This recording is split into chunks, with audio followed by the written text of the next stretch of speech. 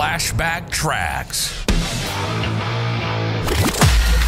Travel back in time each Friday to an era of big hair, leg warmers, and Walkmans. Far out. Veg out with some clips from Downtime Broadcasting's promotional audio cassette magazine from the 80s and 90s, right here on the World Wide Web. With specialty advertising right in the middle of executive gift selling, here's an article of timely interest reprised with permission of Incentive Magazine, copyright July 1989, and entitled Business Gifts. Although goodwill remains a factor, marketers who use business gifts frequently have a motive other than benevolence for their largesse. More and more respondents to incentive surveys relate their giving not only to general customer appreciation, but also to sales-oriented objectives. Christmas is still the top occasion for giving business gifts, although by a diminishing margin. While more than 70% give gifts at Christmas, a record 42% also use them for sales calls, plant visits, company meetings, trade shows, and conventions. Gift giving is increasing modestly among the executives just surveyed, who anticipate spending 4.7% more in 1989 than the previous year, slightly ahead of the 4.3% increase for 1988. Estimated business gift spending by all U.S. companies last year was about $1.5 billion. Most executives are not spending much more for their individual gifts than in the past few years. In 1985, the median unit gift cost was $18. It rose to $20 in 1987 and has stayed there for 3 years. But there has been a substantial advance in the upper-level prices paid for some gifts. The average has reflected the higher top limits, rising from $39 in 1985 through $75 last year to the present $88. Gifts in the upper brackets cost even more when one considers the loss of tax deductibility. According to the 1962 gift tax law, an item over $25 is not a deductible expense. Every gift above that level carries an extra tax burden, and a gift costing $25 in 1962, allowing for inflation, cost almost $98 by Christmas 1988.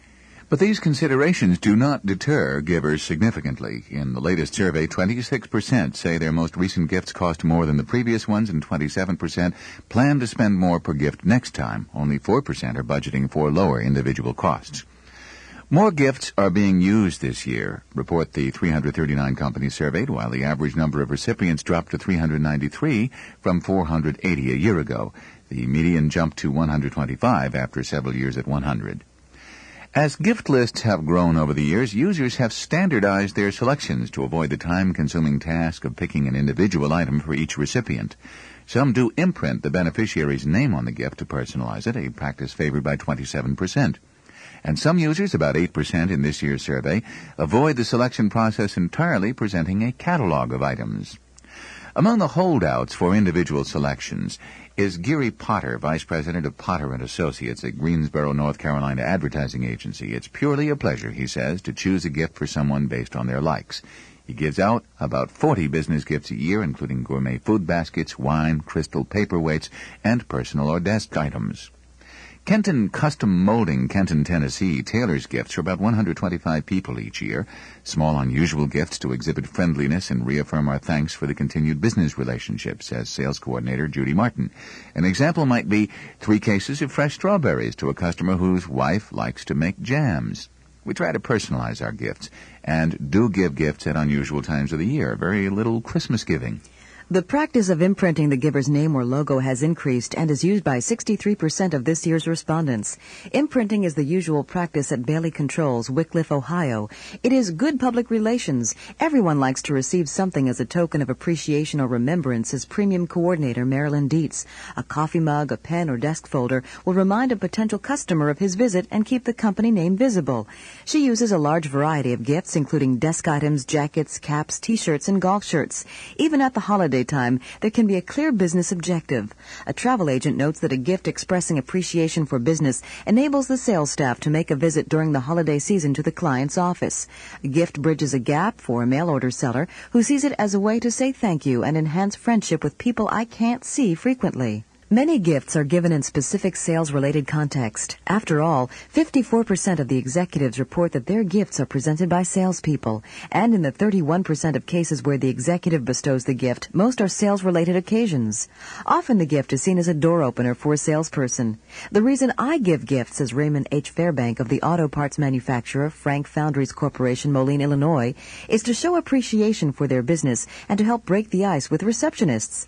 A food manufacturer uses gifts to build personal rapport between our sales reps and customer dealers using desk items, calendars, and the firm's own products. Tascon Incorporated, a Houston building materials wholesaler, combines the potential selling advantage of a gift with the ultimate in personalized occasions, a birthday. We give Christmas and birthday gifts, says T. Aquilina, Vice President for Sales and Marketing. By far the most important are birthday items. It lets the customer know that we can take a personal interest in him, and hopefully it conveys that we also take a personal interest in his business.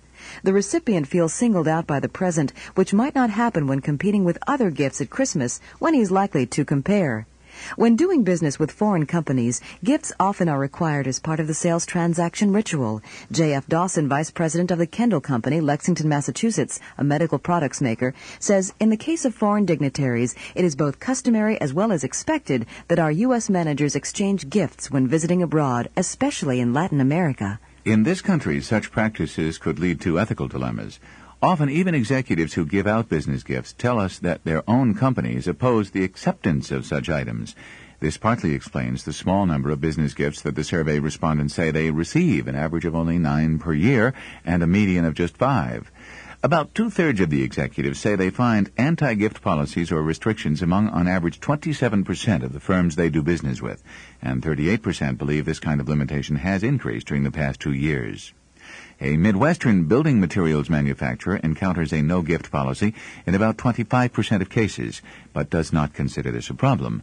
His gifts are given just as a friendly thank you. Our cheese and sausage package is filled with quality products that we pack in an attractive box. The value is not great, and to my knowledge, we have offended no one, nor have we had any return because of policy. The survey questionnaire asked, do you believe your gifts to business friends have ever improperly influenced a customer's buying decisions? Only about 12% of the respondents answered yes, although it should be noted that until a year ago, affirmative answers to this question never ran higher than about 7%. Many respondents are highly sensitive to propriety. When we present a business gift, says Gary Zorn, Marketing Vice President for Admiral Envelope and Printing, Baltimore, it is given as a goodwill gesture. We do not try to influence a business contact with gifts. The items are always a reusable commodity, a ruler, coffee cup, etc., and are printed with our logo and business information so that they act as a constant reminder of our firm. A companion question asked, do you believe gifts you received have ever been intended to influence you improperly? About 16% of the respondents were willing to question the motives of the givers. One, a Western manufacturer's representative, admitted, I may have made a buying decision when other things were nearly equal. The great majority of givers, however, testified to honorable motives on both sides of the transaction. Says R.F. Bauer, Vice President of the consultant Ludlow Engineering Company, Norwalk, Connecticut, our customers become good friends. We give presents to all of our friends.